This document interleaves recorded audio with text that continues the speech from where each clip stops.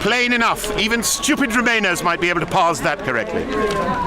Democracy is said to be the very worst form of government, except for everything else humanity has tried in the last few thousand years. I never consented to give up democracy. I am not going to hand power over me to a bunch of unelected bureaucrats in Brussels or Strasbourg. That is totally unacceptable. I never consented to it, and no one did. The first referendum, held a long time ago in 1975, was for membership of what had until then been a coal and steel union. It was a common market. There was no question of giving up sovereignty and other rights to people who do not have democracy at their heart. The European Parliament is not a parliament. It cannot bring forward legislation. It therefore fails at the first definition of what a parliament is. It's a talking shop to fool the gullible and the naive. We don't need to do anything more, just leave. There's no such thing as a no-deal Brexit. The WTO rules underpin most trade agreements between countries. We'll adopt that, and we'll have between 2 and 10 years of tariff-free trade, unless the other side want to play silly buggers. And since we buy more from them than they buy from us, they'll be cutting off their noses to spite their face. We want to trade with Europe. We don't want to be run by them. Good fences make good neighbours. We are happy for them to be neighbours. No one is more pro-Europe than UKIP and me.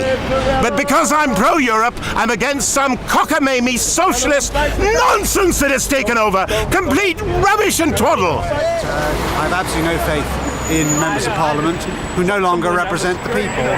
400 odd MPs obviously matters more than the votes of 17.4 million people. And I don't think that British democracy will recover from this if Brexit is finally stopped. I think we're going to be betrayed, and the Tory party, I think, will never recover from this. This is an absolutely outrageous denial of democracy of an unparalleled kind. I can't think of anything like this in recent British history.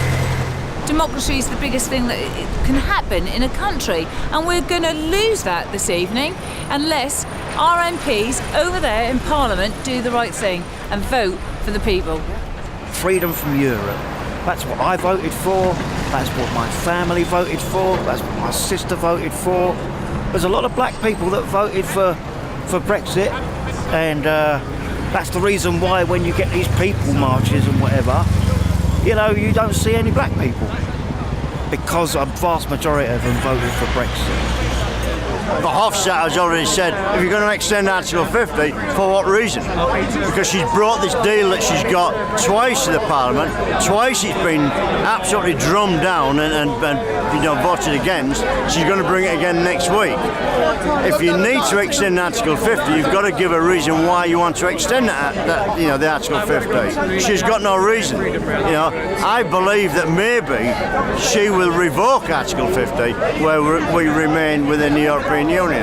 She's got to give a reason, and if she doesn't give that reason, European Parliament will vote it down. It's been very obvious for the last 33 months that they are exploring every possible avenue to try to stop giving the British people what we voted for. They voted to give us a referendum on this question, and now they're spending an amazing amount of energy trying to thwart us and stop us getting what we voted for. And luckily, I think a second referendum has only failed in that House because they know that they'd lose it. They know that Remain would lose again, and harder this time, because the more people see of the EU behaving as it is, the less people want to be a part of it. So that's the real reason why we're not getting a second referendum, is because they know they'd lose. People are getting crosser and crosser and crosser about this, and it's not right. We shouldn't be put in this position. The deal that Theresa May was given by the EU was not acceptable. Of course, the EU didn't want to give us a good deal. Why would they? They don't want us to leave. They want Britain's money to prop up their failing empire.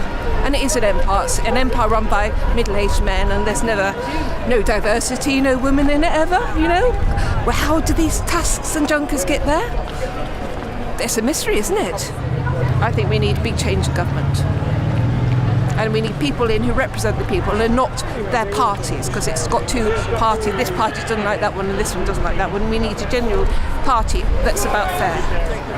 The animosity and the anger of the British people against the political elite that we've got at the moment, and that's the Tories, the Labour and the Greens and the Lib Dems.